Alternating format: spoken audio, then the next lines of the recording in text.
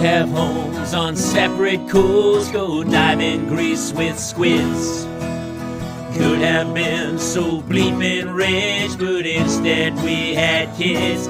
They won't smile for a photo, they won't eat the food we choose. That's why we're heading to the Parents' Lounge to drown ourselves in booze.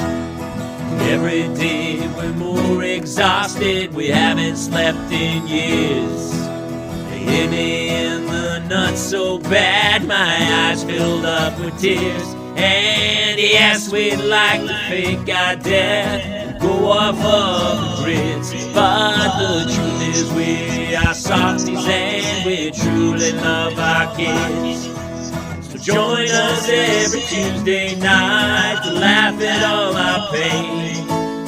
Evening in the Parents' Lounge is the cure to staying sane.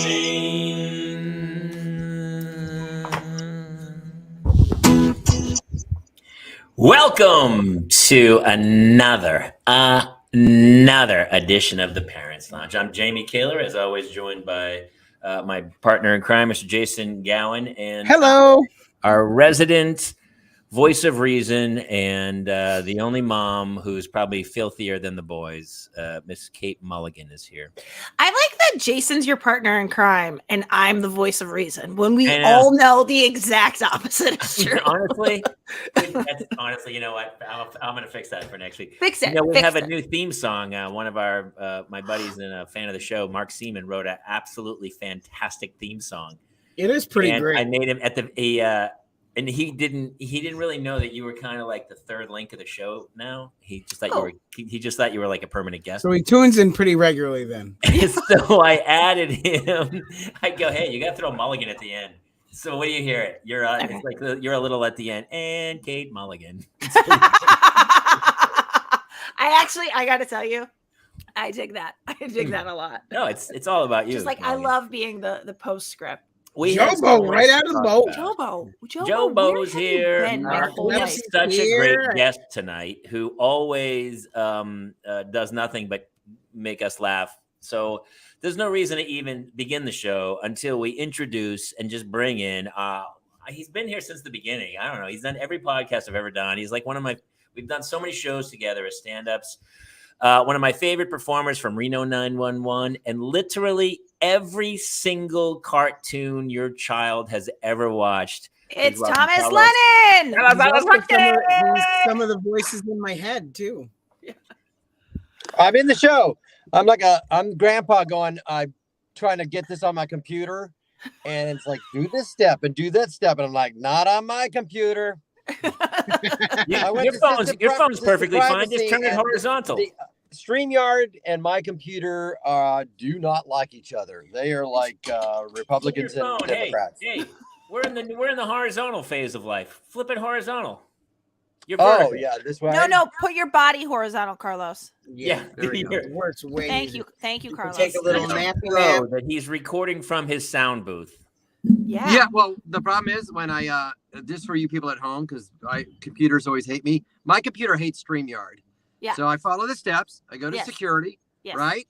And then it says click on camera. Allow the apps below to access your camera. Blue Jeans, Google, Chrome, Skype 2, Cisco, WebEx Meeting, Zoom Us. None of them are StreamYard. So we there use you go. Firefox. That's about right. Firefox. I have to use we're here. Chrome. We're here, and this is now, and you've shown us what it's like. In a couple of years, what I'm going to be dealing with. In 62. Hey, this is why I can't work computers. Right here. There it is. Right here. Well, let me ask you, what kind of, do you have like a Dell? Like never had no use for them. Are you using a Dell computer? I got a Mac, iBook Pro, whatever the thing's called. It's a Pro. It's a Pro. It's not an amateur. It's a Pro. Dude, there's something wrong then, because that thing almost works on its own. Like it doesn't even need StreamYard. This computer hates StreamYard violently. I hate to get off this really riveting topic, but real quick, do you guys know that Carlos? I found this out on Friday only. Carlos is a really multi-instrumented musician, like really talented multi-instrument. Yeah. Did you guys trying to say I'm gassy? He's gassy. No, he's got a lot of gas. No, he's same. Do you guys know he plays lots of different instruments? No. No. Carlos, would you ever show us? Could you show us your upper? You mean at the Mighty Zuppeteers Puppet Show? Yes, obviously.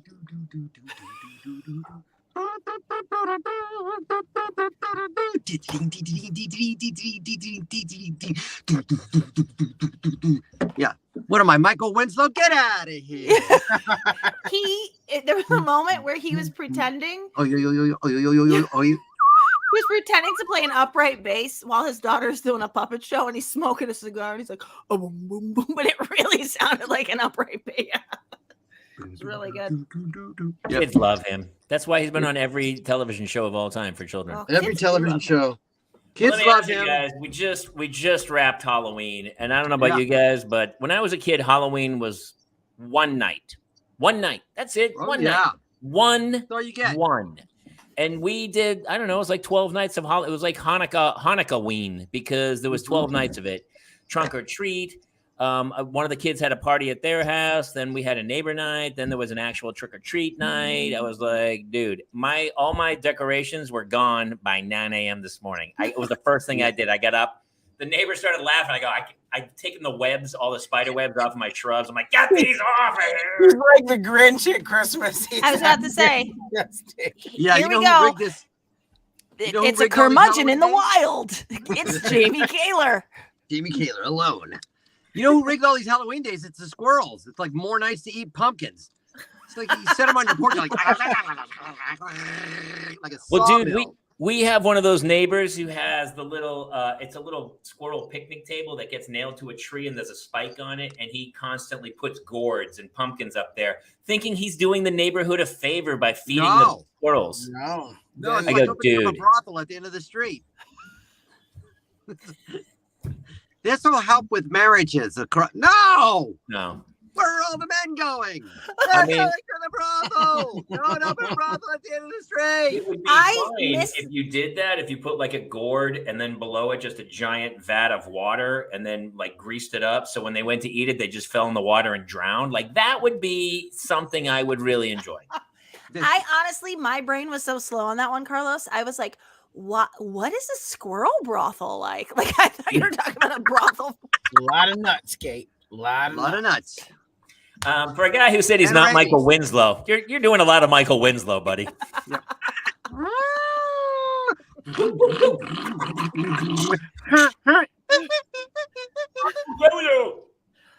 I also have to ask you guys, speaking of Halloween, when you were children in the 60s, when you were children, did you guys, and although Carlos, did you grow up here?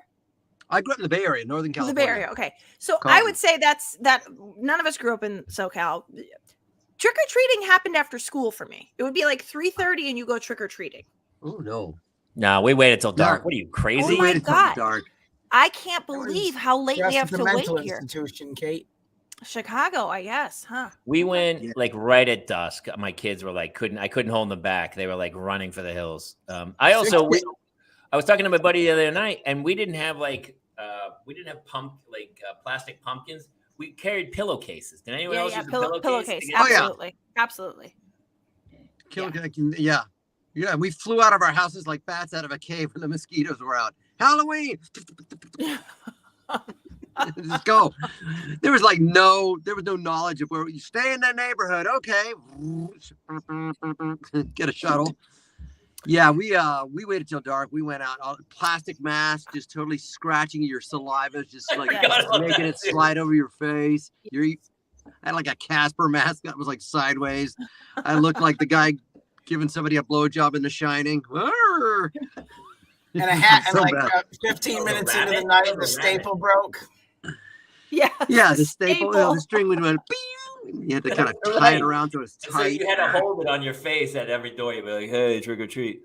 My daughter last night, she would not say trick or treat, and she would not say thank you. And I was like, she would just hold her bucket out, like it was entitled, like it was her monthly Peter Boyle and Young Frankenstein. Kind of very similar. And she'd come down and go, "Hey, trick or treat and thank you." She goes, "Oh, okay," and then we go to the next door. Nothing. And I'd be like, "Hey, saying, dude, put in some Twix." Put him some Twix. Put in some Twix. we had a bunch of teenagers here who came up with no costumes at all, and I'm like, "What are you guys supposed to be, white trash?" And so then my wife's like, "I don't think you should give them any candy." So we didn't. If you don't have a costume. Yeah. Sure. No costume, no candy. That sounds like a smart idea to not give some candy to a bunch of teenagers who know where you live. Definitely remember where you live. Idea. Yeah, that's a total Larry David thing we just saw on TikTok, right? That his house gets TP'd. That's the least that would happen these days. Oh, yeah. Larry! Well, they were teenagers. Give kids. They didn't give kids. They wanted. They didn't have a costume. They didn't even say anything. You can't be without a costume. You gotta come costumed. You can't come uncostumed. Just give us the candy, man. Everybody does dueling. One house was giving shots of vodka and whiskey to the parents. Yeah. I had a couple shots of Jameson in a plastic cup traveling with the kids. Yes. Some were, but on a Monday, it's not quite as extensive. You know what? That's what I was going to say. That's why I was like, it's so crazy in SoCal. We have to wait till it gets dark because it's not dark till 6. Yeah. And then we're not done. Like then where we live, I mean, Carlos, you don't ever come up, right? To where we are.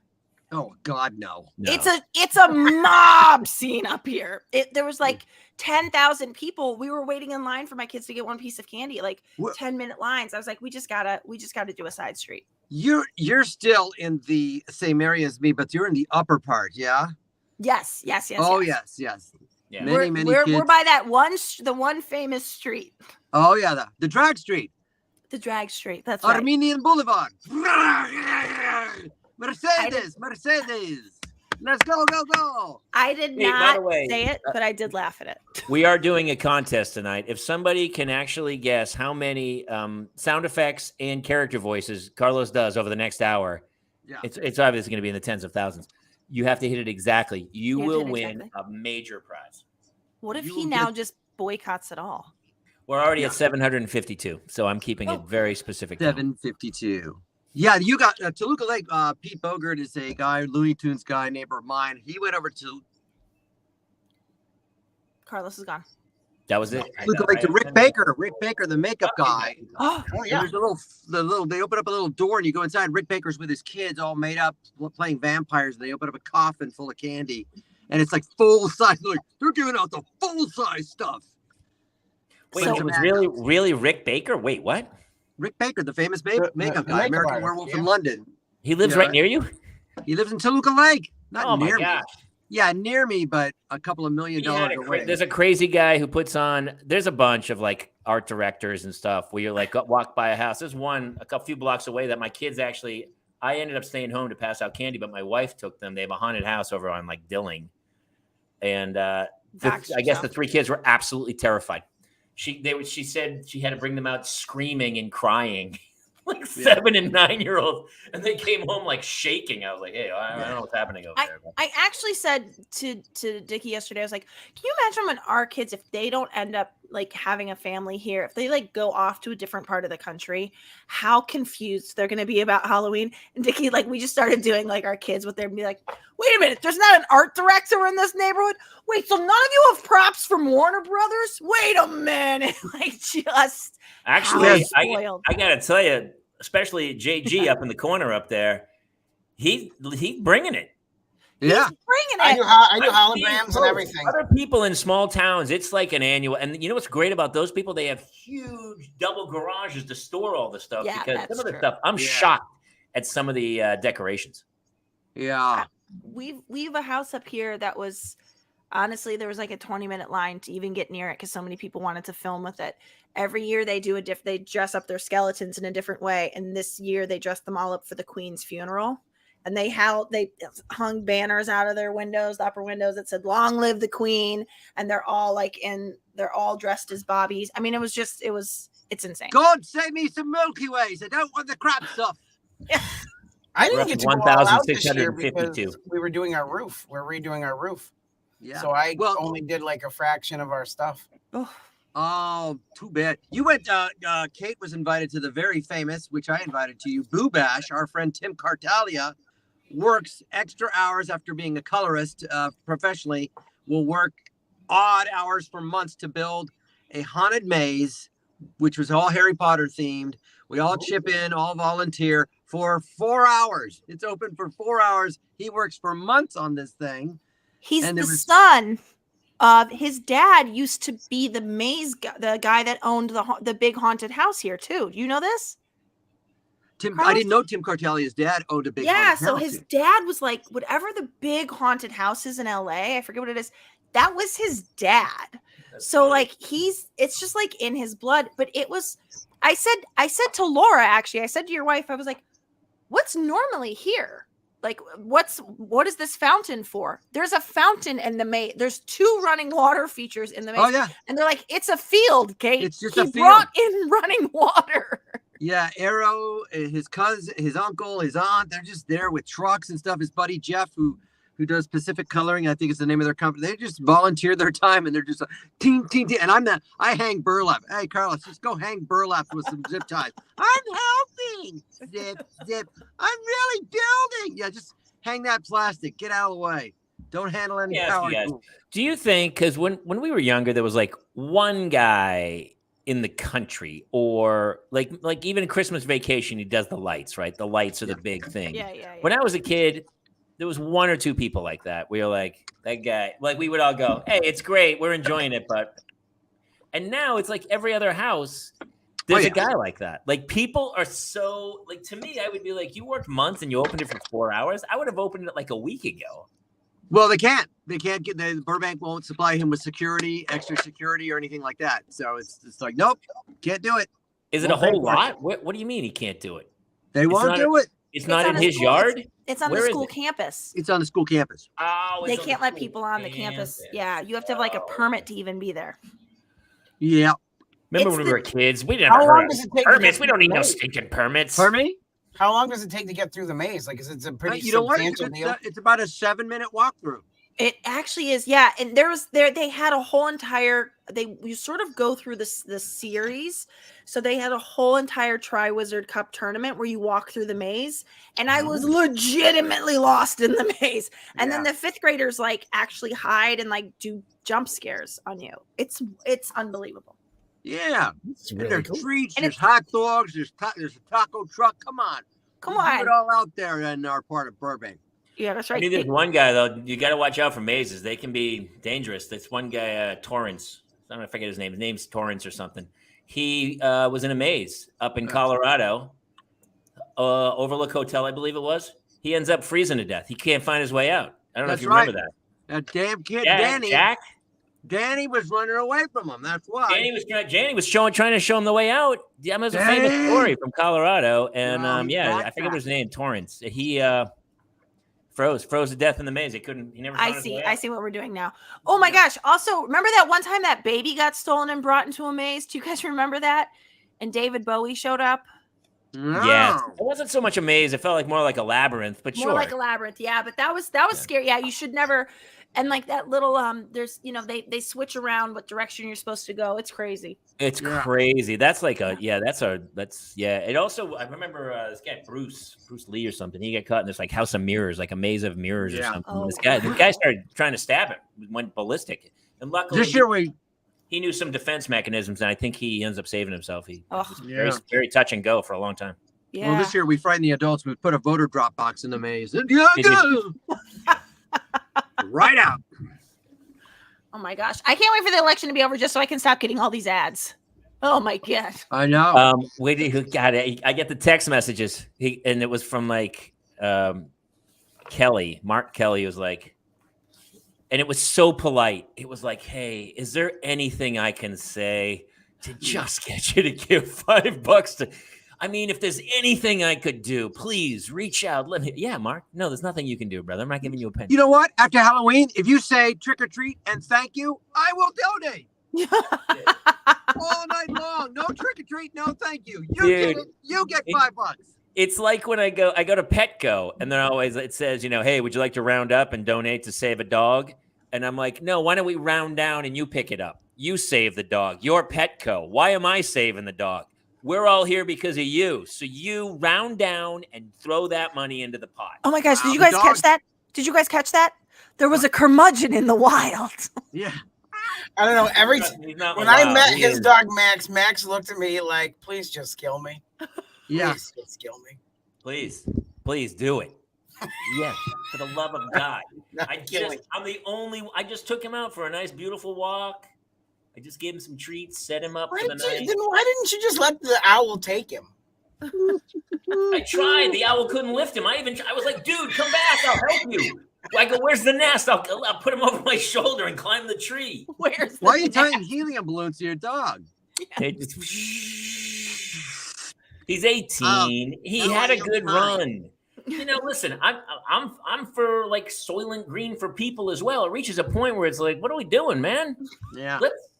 Let's get the dude a ticket to Sweden. And listen, if I'm ever like that, if I'm like, and you're like, oh, Grandpa Jamie's still around. No, I don't want to be around. Just let the owl take you. Let the owls take me. We should have an owl feeding program. In the Inuit community, they cut you out on a block of ice. They send you out in a little tent with a fire, and they go, whoop, push you away. Go, hey, have a nice run. Dude, every animal does that. They go, hey, thanks for coming. We had a great time. You were very useful. And now please go find your way through the rest of the jungle and say goodbye. Narcolepsy 2007 has a really legit suggestion here. Next year, Jamie can build a Kermazgen, and he just was wandering around pointing out what he doesn't like. Yeah, the Kermazgen. It'll take me hours. I'll be in there for hours. Not good enough. Don't like it. Who made this? A second grader? Oh yeah, second grader did. Got it. Because listen, say you know what I just watched? Did you guys watch The Father? Yes, no. With Olivia Anthony Colman. Hopkins. Yeah, and Olivia Colman. I watched that on the plane. Olivia Colman. I watched that on the plane. Good. I feel like it's based on a play. My mom is in senior living with short-term memory care. I was openly weeping on the plane, unapologetically weeping. Dude, I was weeping because I saw myself. I was like, that's me. I'm not. It's always about you, Jamie. I just went to a Olivia party. Colman or the Father. I can't even remember people's names that I met like yesterday. I'm losing it already. Also, I love the image of Carlos being like, I'm not sorry. I ain't sorry. I gotta pee. I don't care if the red light's on. I gotta pee. I remember you put your mom in, what was that, a year ago? Almost 2 years ago. Almost 2 years ago. The pandemic, yeah. Talk about it. How is it? Is it just because I had an aunt? We would go see her. She didn't know who we were. Well, it's short-term memory loss. Why I got to keep pointing out pictures of my nephews and saying that's your grandson. But she knows you. She knows it's me. I got to go on the van and I got to go to Numero Uno Pizza off Coldwater Canyon. Woohoo! Why that pizza was Winslow? Come on. Yeah. But it's all right. They're treated well there. It's a very safe place.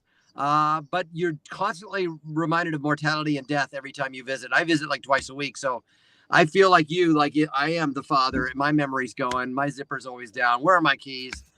Where am I going? That kind of stuff. But it's pretty cool. It's kind of uplifting and frightening at the same time. She's present, but you get to a point where they're literally keeping people alive. I feel like at some point, and I don't want to be that guy at that point. I want a little Viking funeral. Put me in a boat, fire it, shoot a flaming arrow, and just push me out. You want that dragon death from the House of Dragons? Oh, what a great! Well, I mean, it's not as good as an owl, but sure. Dragon owl, sure. I'm gonna die like the Halloween post. I never posted it because it was really dark, but I was like, I had the eye makeup on, white ghastly. It was like crazy ghoul, and I was like doing a video of like, we're all gonna die, and then I was like, actually, that's not even. We are. I mean, everyone. We're all gonna die. Yeah, the dark post just branding about it. I mean, just make sure you're having fun. But we never talk about it. I want to die base jumping into an active volcano. Oh, how great would that be? Yeah. It's alive. It's beautiful. Oh, dude. Please, Jamie used to call me? I want to go. I'll go with you. Jamie used to have a bit. Jamie, I have to set you up to do your bit. I can't. I don't know what the bit is. Is it about your buddy who was like, oh, he died. He died doing what he loved. He loved being free. Come on. I can cue you up for that one. Well, listen, I think yes, I used to do a bit years ago where it's like, they go, at least he went out, it was about a guy, they were talking about a mountain climber and he freezes to death on Everest. He breaks his ankle and the other guy is like, dude, I can't, we're in a death zone. Like, there's so little air, helicopters don't work up here. Like nobody can come. I'm so sorry you broke your ankle. And they just leave him there. I at least like push him on a sled down the mountain, and let him go or something. But at that point, and everyone, the guy gets down the bottom of the mountain. He always gets interviewed. He goes, "Well, at least he went out doing what he loved." And I was like, "Well, apparently he loved breaking his leg and freezing to death at 13,000 feet. I don't love that." Yeah. If you find me on my couch and I've drowned in hot fudge sauce watching The Shawshank Redemption, I went out doing what I love. My good friend Jamie Kane passed out on a Hershey. That's not on an album either. I'm actually looking for like bits to go put back on. That's gotta go back. Yeah, it's in there somewhere. He had to crawl through miles of Hershey fudge sauce, and that's not a euphemism. Exactly right, dude. I don't know. It is about, because I've been watching a bunch of horror films. We talked about it with our guest last week. We had a great show with Dana Newkirk, and it was so much fun. We talked about horror films and their ghost hunters and stuff. And even over the weekend, I watched like a bunch of horror films. I don't know why. I was never really a horror film guy, and all of a sudden, like in the last year, I'm like, I love horror films. We could have a whole show on The Exorcist because I love that film. But I watched at D. Bradley Baker's house the Babadook finally. I love that. It's good. I'd forgotten that one. That's a really scary movie. I really liked it. Yeah. As a parent and Kate as a mom, boy, was I feeling for that person in that movie. I completely forgot about that movie. I hope it haunts you in your memories tonight. Yeah, no, thank you so much. The Babadook! Get the coffee on. I'm not going to bed tonight. Yeah. A buddy of mine calls his kids his Babadooks. That's his nickname for them. Yeah. They're Italian. It used to be Mama Luke, but then we shot a film and it's Babadook. Hey, you bunch of Babadooks, get over here. Hey. So yeah, you watched a bunch of horror films. You were getting in the spirit. I do want to see the final Halloween, as Jamie Lee Curtis was a guest of ours on Reno 911. She's such a sweet person. And I just want to see her do her thing. She posted on Instagram. She's doing her own stunts, getting her head slammed into a cabinet with fake glass. What's the storyline? Does it end? It's Halloween ends. I don't know. I don't know. It ends unless it does well. You know what I mean? Then it might come back. What's the box office look like? Well, you can always go prequel. We'll go prequel. Yeah, exactly. Halloween ends might be like burn ends at a barbecue place. It's just a menu item. It doesn't end. It's Halloween ends. There you go. If you remember in the very first one, he's a little boy. Yeah, right? I don't know. Michael Myers. Michael Myers in the very opening of the scene, he's a little boy who kills his older sister. They do aging like House of Dragons. No, then he's supposed to be institutionalized, and then he finally escapes when he is whatever in his 20s or something. That's the first movie. The very opening scene is him killing his sister. Oh, What did you watch this? What was your favorite movie that you watched this year? And horror-wise, we already talked about a bunch, but I watched X and I watched The Barbarian. I thought were pretty good. But dude, you know what's funny? We never talk about The Exorcist that much, and it's funny because that might have been one of the very first horror films I ever saw, and it's still jarring when you watch it now. Yes. Actually, you know what I just watched over the weekend? Texas Chainsaw Massacre. I'd never the original or the remake? The original. Ted Nicoletti. Yeah. Anyone ever see it? The original. Yeah, it's very good. I don't really remember it very well. I couldn't remember. I honestly didn't remember it at all. It's basically just like it's pretty horrific. I mean, who was his name? Duggard? The guy that played the old man. I used to meet him at the cons, and then my friend Ted Nicoletti worked on that. He was the sound guy. He lived in Austin, Texas. He worked with my wife at EMC West. Oh, is that right? Ted. He's a horror film guy, but he was the original sound guy on that. I want to say his name was Bob Duggan. He's the guy that played the old man that they were feeding the finger to. And I would meet him at cons, and the nicest guy. I believe he recently passed away, but that is anything low budget, and that's why the Babadook is scary too, because when you work with a minimal budget and you use sound design, and you have to economize, it really works. Dude, Halloween. He says they had no money. It was a super low budget. He did his own music. He's like, I couldn't afford music, so I put the music score on myself. And you're like, you mean the greatest music score in horror film history? Was that John Carpenter? Carpenter's a musician. He wrote that. But Carpenter also did They Live, right? He did do They Live with Rowdy Roddy Piper. And he did the musical score in that, and the musical score is dun dun dun. That is the musical. I came here to kick ass and chew bubblegum. And I'm not a musical talent. Roddy Piper. Wait, it does sound like Jaws. Dun, dun, Put on the glasses. Yeah. It's funny how even I was watching, like I'm more cognizant now of musical scores, right? Because they totally make movies. Like, you think about watching just the footage. Like when you ever, like we've seen movies of our own. I've gone to cuts where they're like, oh, there's no music on this. You just watch. And you watch and you're like, that's horrible. That is so bad. And then you put a musical score. And you're like, oh, no, it's great. Do you remember that the opening of Halloween is just the pumpkin? It's just a jack-o'-lantern. For the entire opening credits, nothing happens. It slowly goes in with the music. That's the only opening of Halloween. And then it cuts to the start of the movie. It's crazy. I think musical scores can make or ruin a movie. If you switch over to Love Story, love means never having to say you're sorry. It's kind of switches the whole thing. Well, that was Friday the 13th had that one where they were like, I remember we were like, I went to Tubular Bells by Mike Oldfield. You what? The Tubular Bells, Mike Oldfield, 5 Miles Out. Play it. So when I did that Haunted Live ghost show, I put together a playlist that I would play all the music before we went and recorded, and we'd play it like off stage before we went live and stuff. And that Tubular Bells is so good. But it reaches a point where then it turns into like weird, like wow. Yeah, go back to the opening. Yeah, it's Walter Carlos.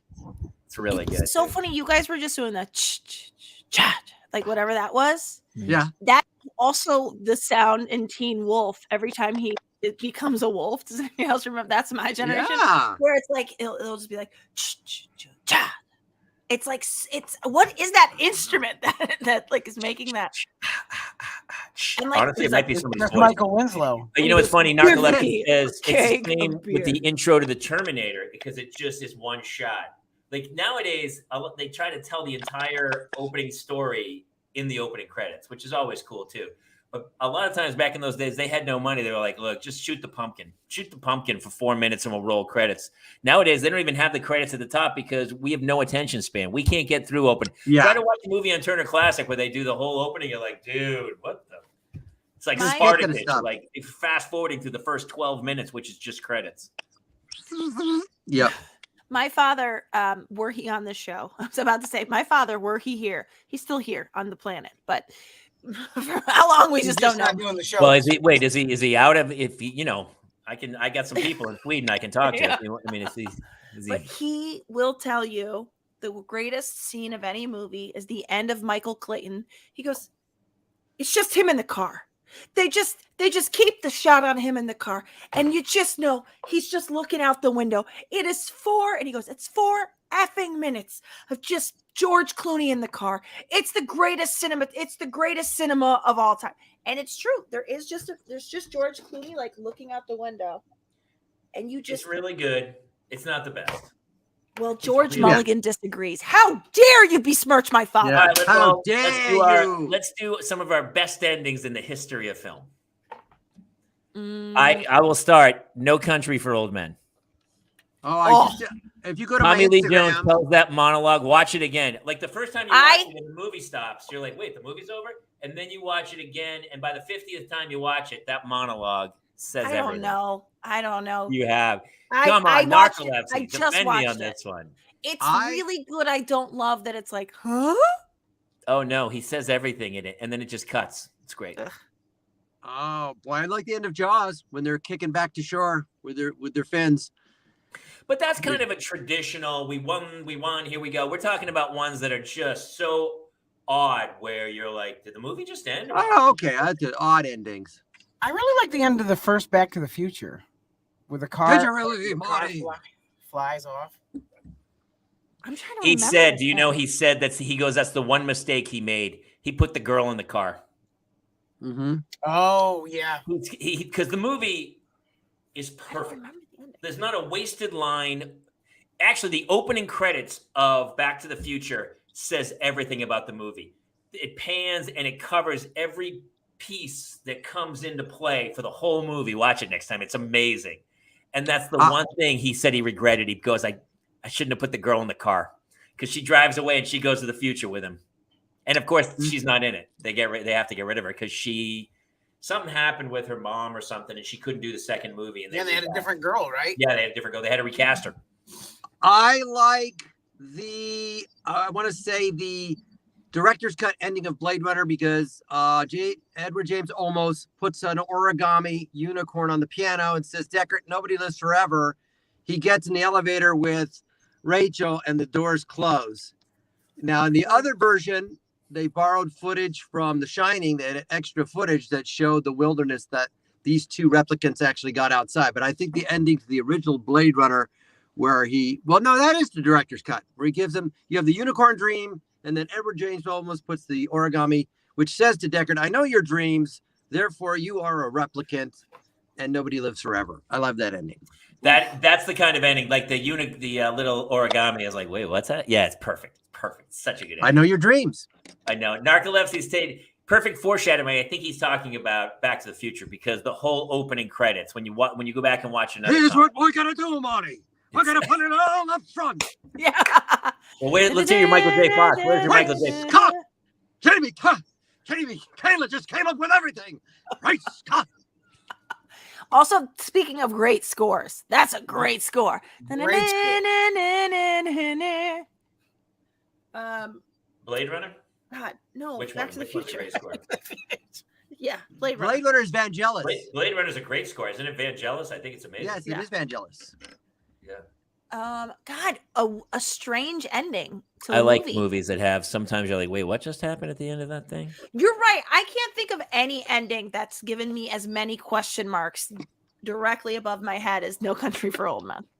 Yeah. I mean, nobody else? I mean, you get Jim Meskimen. His God, what's his actor? What's the actor's name? Tommy Lee Jones? Oh man, Jim Meskimen. If you look him up when he does Tommy Lee Jones, it's pretty incredible. Can you do Tommy Lee? No, this is my version of it, but it's not that good. Yeah, I mean, he's got a little deeper. He's a lot deeper. He's probably a lot deeper like this, but look up Jim Meskimen doing Tommy Lee Jones. It's spot on. I'll set you up for Tommy Lee Jones. I didn't kill my wife. I don't care.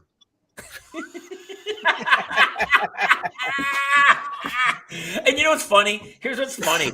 That's revered as one of the greatest improvs in film history. Do you know that? That line's not in the script. And it's like, you think about Will Ferrell and O'Reilly in Step Brothers, which the whole movie's improvised, like just gold jokes pouring out, Anchorman. And then they go, do you know Tommy Lee Jones? He made that up on the spot. You mean the I don't care? Yeah, okay, I guess. He said it in take 52, and they go, yeah, throw that in. But it's like, oh, he was so on point that day improvising. He tore it up. Yeah, but it's still a beautiful line, right? And we remember it. Good. I don't care. I don't care. It's so fun. I love No Country for Old Men. I honestly, I don't know. I may have seen it 100 times. Javier Bardem is in Lyle Crocodile. Did anyone else see that? He's a talking crocodile. I have to say, if you want to talk about a person's range, knowing that he's one of the worst bad guys of all times in No Country for Old, he is chilling to me in that movie. Because there is something about his stillness. There's the coin flip, the way he looks, and obviously the weapon is such a freaky thing. And he is like such a showman in Lyle Crocodile. You know what date is on this coin? 1958. He's been traveling 22 years just to get here, and now it's here, and it's either heads or tails, and you have to say, call it. If you go to my Instagram, I did two parts of that scene. The first part I did with Mr. Crocker playing Eugene, what's his name, the gas station attendant, and Rocco playing Antoine Chigurh. So check it out on my Instagram. The second one I did James Garcia playing Antoine Chigurh with Mr. Crocker playing the gas station with Dude Fish from Scooter from SpongeBob playing the gas station attendant. Oh, people have got to check that out. Go to my Instagram and check that out. You're at Carlos Alazraqui, right? At Instagram. Check out. I did those versions, and they did really well. It's also nobody gives that other dude the credit that he deserves in that scene. Eugene Nelson, yeah, he does. Oh he my said, God. that guy showed all the fear for me. All I had to do was go straight forward. He goes, I need to know what I'm betting on. He goes, yes, everything, everything, sir. yeah. You stand to win everything. Call it. Well, oh my God. Don't put it back in your pocket. And this is what I add this line to my script. You know that he's a man of honor because at the end of it, he says, "Don't put it in your pocket, sir." He calls him sir. He's earned the title of sir. Don't put it in your pocket. Otherwise, it'll get mixed up with the other coins and become just another coin, which it is. Oh, it really is. I love that movie so much. Who's that? Cormac McCarthy? Who wrote? Dude, it is Cormac McCarthy. Yeah, McCarthy. Have you read any of his other stuff? He's some dark books, man. Yeah. Listen, get those demons out in writing instead of actually like. Yes. Instead of becoming a guy that actually blows people's brains out with a nail gun. Yeah, with a nail gun. Definitely right. And you know what? Cabin in the Woods, narcolepsy style. Honestly, I had never seen that. It was one of those where I was like, and then when I did see Cabin in the Woods, I was like, oh my God, how did I miss this one? I thought it was fantastic. Yeah, I've heard great things about it, and I've yet to see it. Really well done. Yeah, that's a good call. I will say we were talking about Good Beginnings too. The British Descent. There's like the Descent. I love the British Descent. I still need to see that. Oh my God, the British one. This car scene at the very beginning. It's the most surprised I've ever. There's an impalement that happens. Yes. And there is no music that gives you a clue anything's gonna happen. No. It's like in the middle of a word, and it's unbelievable. It's unbelievable. It's wonderful. So yeah, really. And they still go ahead with the trip. Yeah, they have this show on I think it's Epix or something, and it's Jason Blum's Compendium of Horror, and they basically documented the history of horror from the 1930s with Frankenstein, vampire, Dracula, Wolfman, the Invisible Man, the Universal, and then they go up to the 40s where the nuclear bomb goes off, and everything in the 50s is radiation has made ants giant. And then the 60s, all of a sudden, people start discovering like serial killers and demonic possession, and then Rosemary's Baby, and then once Friday the 13th, and that hits, and all of a sudden it's just insane gore. But even Night of the Living Dead's like 1967. 1968. And these guys had read some crazy story about Haitian voodoo dolls and zombies and make Night of the Living Dead. And you're like, it's crazy. Dwayne Jones. Yeah, that's right. Dude, he also cast an African-American guy as like the 1967 horror film. Crazy.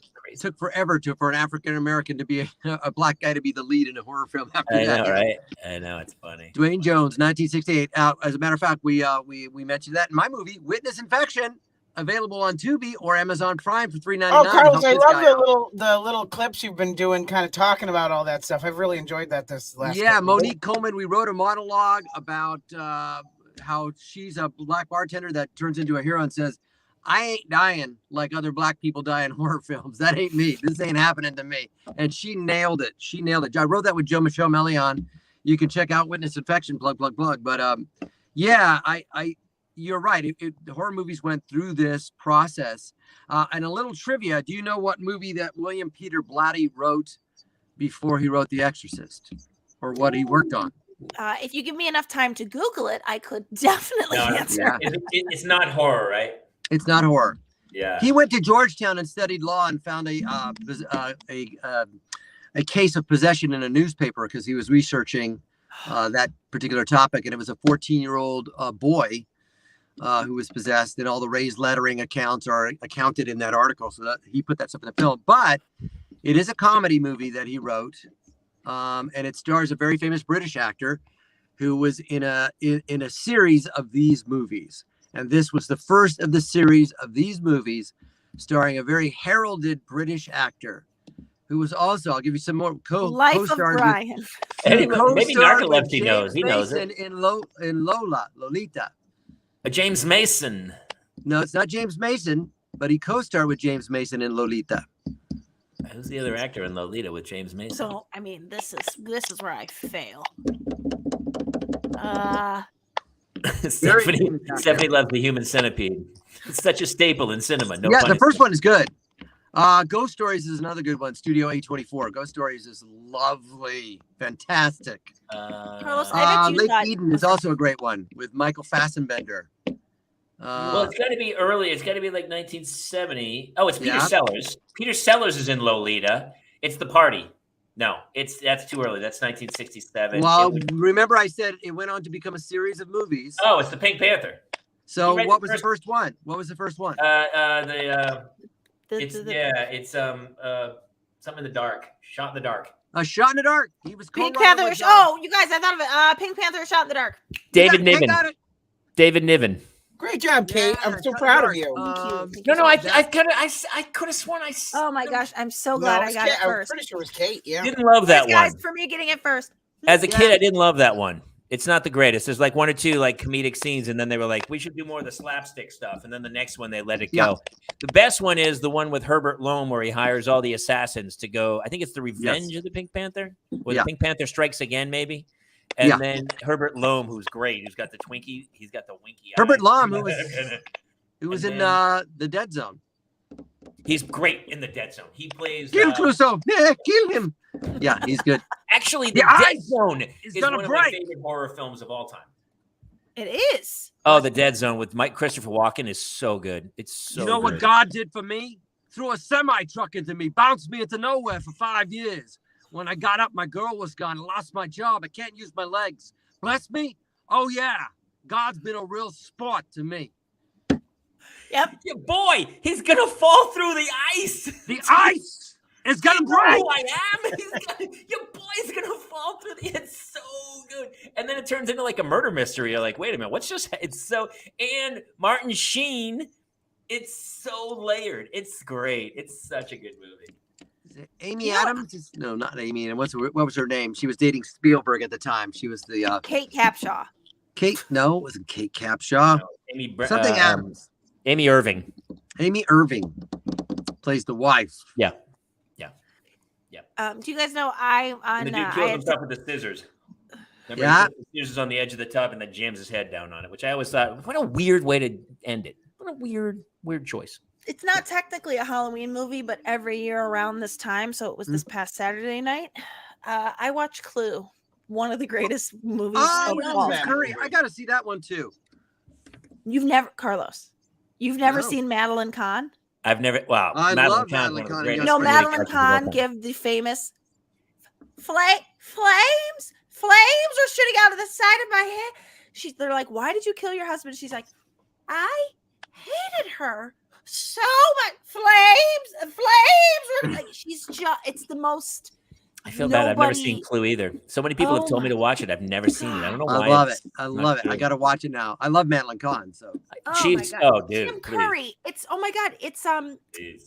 it's Christopher Guest's guy before he became. I know Michael McKean. Yeah. Tim Curry just wrote a thing where he said Clue's the one movie he watches every year. Actually, they're remaking it right now. Oh, they're remaking Clue. I know. I don't mind if it's as good as this one is. It's so funny. I don't know why I never saw it. I don't know why I never saw it. Oh my God, it's so good. Tim Curry's unbelievable. You know what happened also? That maybe it was one of my Navy years because I went overseas and I came back and years later I was like, there was a whole year of movies. I was like, wait, what movie?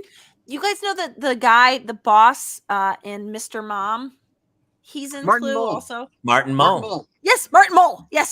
Tonight in America tonight. Happy Kind of the Mirth Makers. Didn't you do a scene in Arrested Development with him? He guested on My Boys with me. Oh, did he? Yeah. Oh, he played and I was such a fan. I was like, hey, can I? And he was actually like the nicest person on earth, and I chatted with him quite a bit. Yeah, he's great. We even let him play the guitar. He plays the guitar because he always would do that. Is that playing the guitar? Yeah. Sure, it wasn't the upright bass. Boom, boom, boom, boom. Yeah, that's exactly what it is. That's so funny. Yeah, it is funny. I like this time of year especially. I go down to movie holes. Am I the only one? Yeah. I don't know why. It's hard. Yeah. Because also like right now, it's like even in Southern California, it's like cold at night. You know, like it's a little cozy. It's especially when it starts to get dark earlier. Like, well, I guess it's time to fire up the old movies. Yeah. Young Frankenstein is another staple. I know it's my grandfather's work was doo-doo. I love that's I instantly go to Frau Brucha and you go to like such an I love that was the line. My one word impression. Sedative. You should do actually that would be a great video for you where you're only allowed one word impressions. Yeah. Oh. Yeah, that's great. Yeah, it's a wonderful film, black and white. But you had mentioned, I'm thinking based off Young Frankenstein, I would love to go back and watch all the classic stuff with my 11-year-old. I think she's ready to see the classic Dracula, Wolfman, Invisible Man, Frankenstein, Creature from the Black Lagoon. I had heard once from Dana Gould, though. I got the Blu-ray version. He said it loses something in the digital age. The film texture is slightly off. It's slightly too clear. There was something. So Frankenstein was on last night. It was on. Frankenstein was on Turner Classic last night. I had it on while I was passing out candy. And it's I want to read her that book. Mary Shelley, 17 years old when she wrote that. Yeah, the book's. I love the book. Well, what's funny is Young Frankenstein. I didn't, because I knew that better than I knew the original movie. Watch There's the another original one. Frankenstein because it's almost frame for frame like a parody of it. Is it? The dude who goes shoop, shoop, shoop, shoop, and he's throwing the darts and he's moving his like Kenneth Barnes. He had added that character. That character's in the original. That's so Before we go around killing people, we better make damn sure we know what we are talking about. That's it. And also, by the way, Gene Hackman with one of the greatest little cameo parts of all time as the blind man. Oh, here, let me light that. Come back. I was going to make espresso. Hey, can you do Gene Hackman? You got a Gene Hackman in there? You can't go that way. That way leads to the boiler room. You're going the wrong way. The side adventure. Wait, but what about Gene Hackman and Royal Tenenbaums? Oh, yeah. When Baguda stabs him. Ah, you son of a bitch. You know what? You forget how good that dude is because then he's in like the Birdcage and he's hilariously funny. He's one of the greatest actors of all time. He could do anything. Birdcage, French Connection, another William Friedkin movie. That's right. That's right. Yeah. Speaking of The Exorcist. You know what? Friedkin has this. I don't know. Maybe Narcolepsy knows this one too. There's a kind of a famous movie that you can't find it anywhere. It's called Sorcerer, I believe, with Roy Scheider, and it's a William Friedkin film where they have to get. They have this.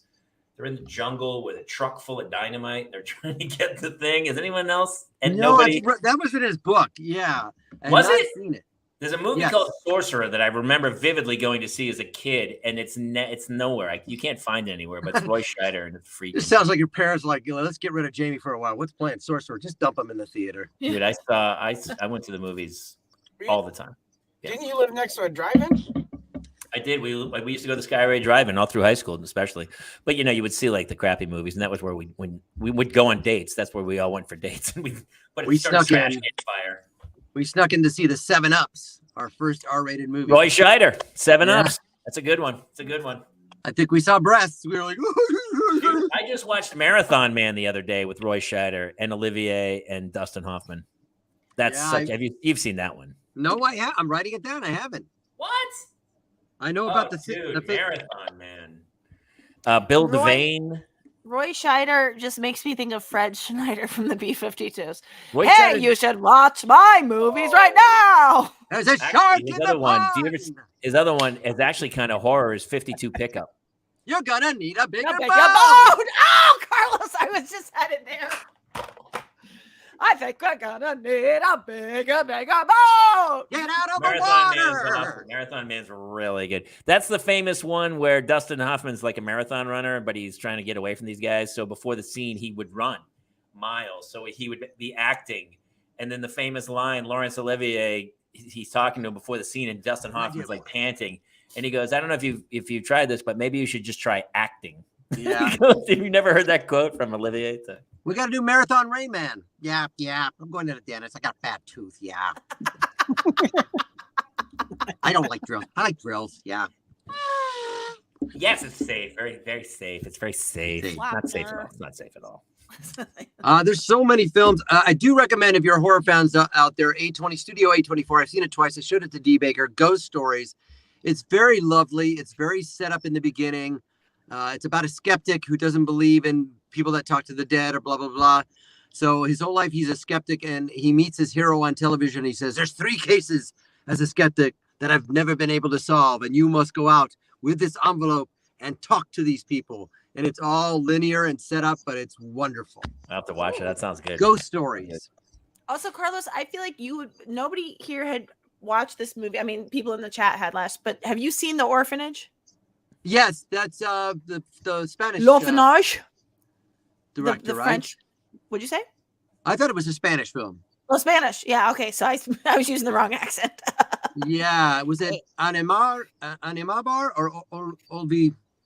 Yes. I'm gonna look it up. I have Google. But how good is that movie? That one, It's as I wonderful. said, that one. Is that a new one? The Orphanage? No, it's not. But that one, as a mother, I'm just 2007. Yeah. And I remember watched as a kid, like anything. Bayona. J.A. Bayona from España. Yeah, it's like Sergio L'Hopital. Sanchez. Yeah.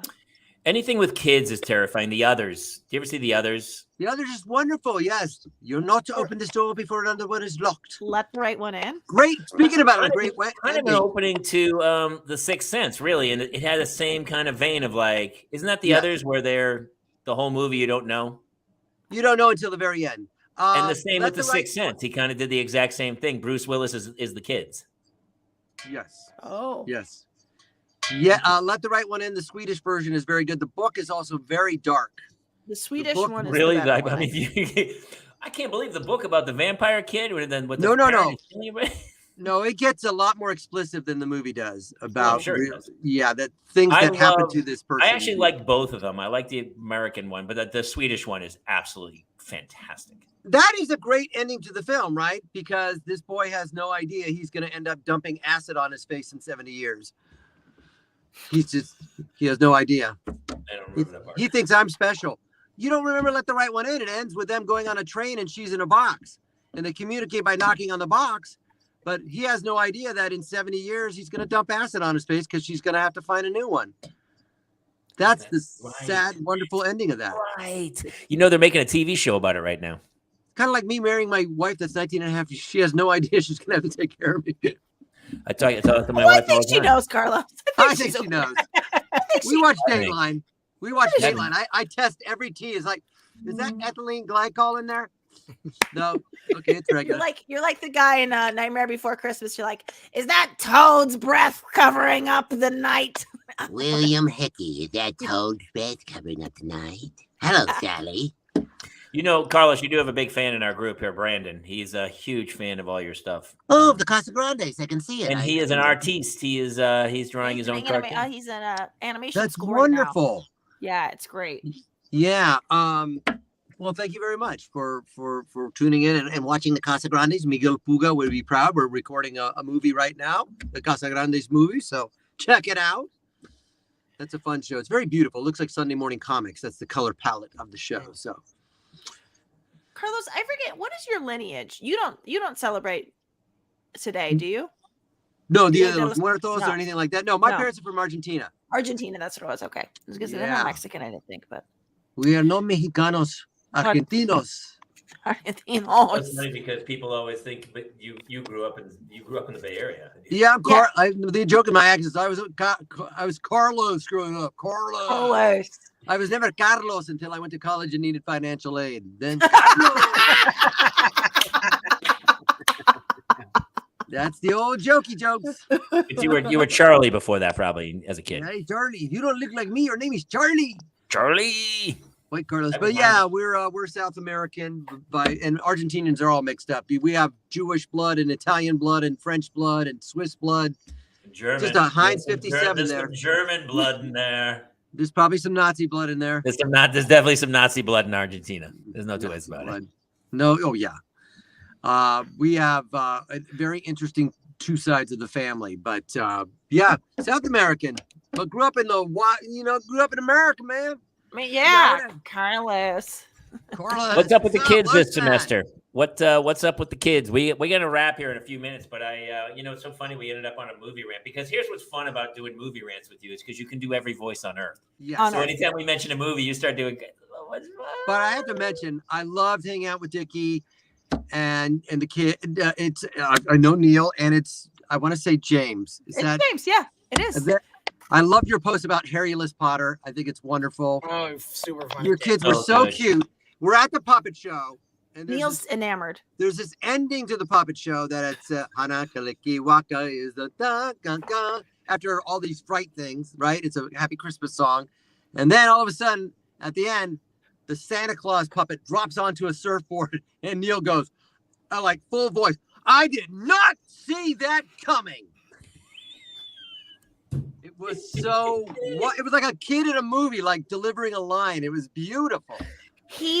We're trying to figure out like his lack of understanding being in public and like what a voice. It was what Dickie has to cast him in something. I know.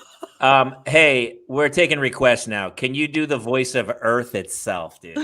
Honestly, you should start doing monologues of like inanimate objects, like the Earth would be fantastic. Now I feel like Robin Williams.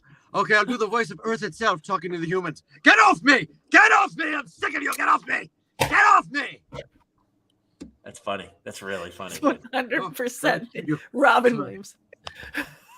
Oh, God, you got a lotion for this? You got some spray? Oh, these guys are ruining me.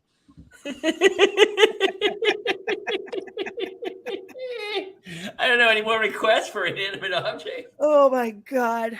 I did not see that coming. What a Halloween. What a special. It was so sweet. By the way, I'm just to make a plug for Carlos's kiddo. If you guys haven't seen, and I won't say who she is in it, but if you guys haven't seen The Shrink Next Door yet. Yeah. I watched it. It's Will Ferrell and Paul Rudd. It's a true story. I know she was much younger. That was 3 years ago, I guess now. Mm-hmm. But she's fantastic in it. But thank you. You gotta Apple. I'll tell you what, he's got 2 little actors and start filling up those Jackie Coogan accounts. Absolutely. He has them.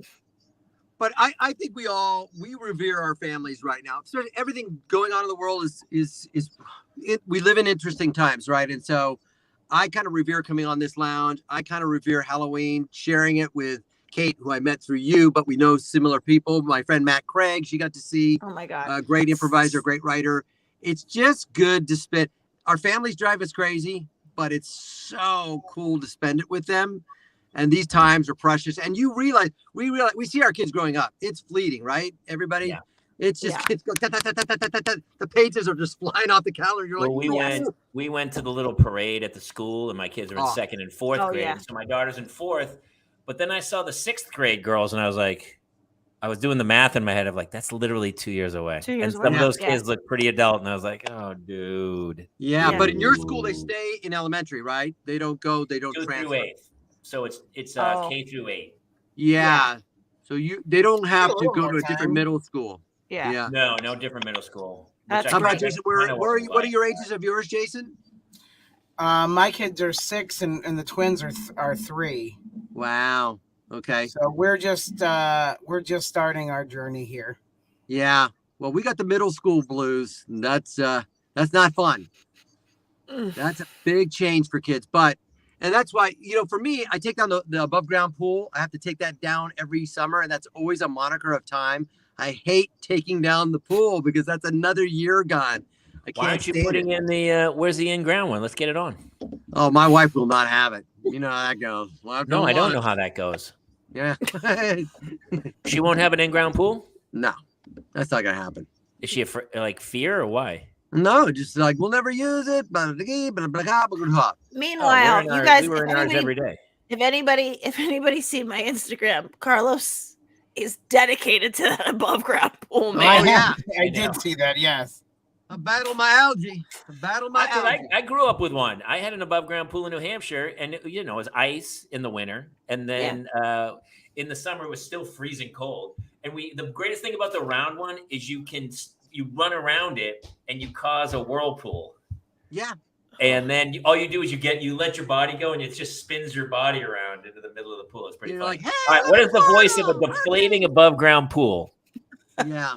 No, I can't get an in-ground one, but I revere all those things. The marks the season. The weather doesn't mark the season. The rising and the taking down of the pool marks that. So, well, what's the voice of a deflating above? Actually, I just want to hear what an above ground pool sounds like, because he obviously has underground pool envy. Yeah. Yeah. Yeah. Hey, here I am. Anybody want to come dunk or something? Come through puberty. I can't do laps, but I'm here. Oh.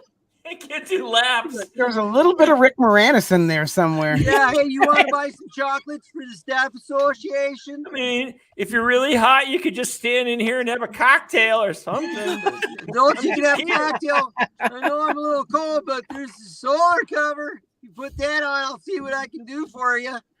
Honestly, I know the algae looks kind of bad, but it's not that harmful. Hey, all you gotta do is just uptake your chlorine. I'll take care of that algae for you. He's like the pool at the where all the pools hang out, who's wearing like Goodwill clothes. Like he's got the he's like poverty stricken, where he goes. Everyone else is like you're above ground, ready to go. Yeah, you're on the wrong side of the tracks, brother. Yeah, I like this. I'm a little lopsided. That's a nice quote for the pool. Wait, what he's like? Here, say it again. Yeah, I'll last for 3 years. I got some flex tape on the outside, but the water's clean. I literally, I'll add flex tape to it next year because it'll have next time, dude. You got obviously you come back. I just beg you all the time, like, hey, can you do it? Can you do it? Can you do it? But usually you're either at a soccer game or you're at some kind of baseball softball practice. Yeah. All that kind of stuff. Go Wolves. But do we love having you? Next time, now here's what we're gonna do. We're gonna make a list of inanimate objects that you have to place. Yeah, wind me up. Do it. You don't want to hear about Halloween. You were right though, dude. I love that you ended it like that because we are like it was great, and you know my kids and their like she ordered the costume of a pirate and she loved it when she got it a month earlier. Then like the day of Halloween, she's like, "Who ordered this costume for me?" And we all were like, "You did." She goes, "I did." You ordered a pirate costume. She goes, "Why would I do that?" And then she wouldn't wear it. She kind of hodgepodged it and put some Mickey Mouse ears, and she was like Mickey Mouse the pirate or something. Yeah. These are the moments you're like, pick her and she's like, "I don't like my costume." You're like, "It's gonna be okay." Oh. It's kind of it is a sweet time of the year, and they're growing up pretty fast. But I was pretty happy it was over after like 14 straight days of Halloween. There's so much candy in this house. It's insanity. I had a really touching moment. Kate and Jamie, you know, our twins were, labeled nonverbal. And then we went to a trunk or treat, and I'll try to hold it together, but they were saying please and thank you, and Jason. Anthony said trick or oh wow! And I on the way back to the car, I mean, I was a mess because like we were told that they may never, and then Logan made me laugh so hard because he went up to the one girl and he goes, "One more, please," and I just it was just such a magical thing as a dad, like, because I really never thought that we were going to get to have that. And so it was a big deal for us. Wow. That's so awesome, Jason. That's so great. All right, who wants to follow that story? Hey, Carlos, do a goofy voice. Yeah. No, that's wonderful. That's amazing. I remember we met friends through a dance class, and their son was not able to walk. And one day I'm at a party with a bunch of skydivers, and we're having a good time. And I meet the uncle of that kid, and he said, "Ben took his first steps today," and I just lost it. So I can only imagine how wonderful that is. That is amazing. And it'll always be Halloween for you. Like every Halloween, you'll kind of remember that was a big deal. I like that. One more, please. Yeah, one more, please. And she gave it to him, like, because they limit it, but because like the girl kind of knows what we're struggling with, she did give him the extra. So. I was like, she better just dump out that bag. Your camera out? Were you trying to videotape anything, or were you just basking? I was a blubbering mess. Oh my gosh, that's great. Dude, that's amazing. Well, I can't. I mean, nobody can top that. No. I got nothing. Anybody want to bring it home? I can do arm farts. That might fit. Oh, how many voices and sounds did Carlos do during the show? Anybody? Not enough. 1,200, 700, 1,200, 13. That's exactly the number. So you won the prize, sir. I have a bottle of whiskey ready for you. Speaking of that, so when I was out with you guys, we were at Carlos's house. You introduced me to the Bowmore brand. I can't get it here in Pennsylvania. Oh my gosh, I will have to mail you some. Yeah, because it's a control state. I can't get it here. I've checked everywhere within like a 2-hour radius. I cannot get it here. Wait, what about New York? Yeah, still can't get it. Wow. Are we allowed to mail it to you? So if I can find a company that'll ship it, yes. Because I can find it like K&L Wines and Spirits. They mail all over the world, but I don't know if they're permitted to. Well, I mean, I've had stuff from like Winery 16600 shipped here, and I didn't have any issues. I will get your address, and I will see if K&L can ship you out to Bowmore 18. Is fantastic. Okay. Is that the one? Is that the one that tasted like a campfire that I had? Yeah, but I liked that. Put that fire in my mouth, honey. Mama's got a new cocktail. We gotta get the whiskey out and do another. We got to do another live tasting and have everybody included, and we'll pick the actual whiskey, and then we still want to do book club where we do a movie and we talked about we kind of did that tonight, so it kind of reminded me of that. Yeah. Well, listen, super fun show tonight, Jason. We're all gonna go and cry. Way to end it, Jason. That's wonderful. That's really cool, dude. I'm really, really happy for you. Thanks to Carlos Alazraqui for joining us. If you love what we do, then please go share, subscribe, like, follow, or don't. We don't. I don't know if we care. No, we definitely care. Yeah, we kind of care, Jamie. Oh no, we care. I meant we care. Yeah, all you right. should definitely. Now I mean, either do it or else. All of you. Told you not to let me end this show. I'm going to start crying about the other thing. I think that's it. Let's shall we wrap and say we'll see you next week here in the Parents Lounge. Everybody say trick or treat, please, and thank you. That's how I'll end it. Here we go. One more, please. One more, please. Good night, everybody. Good night, everybody. One.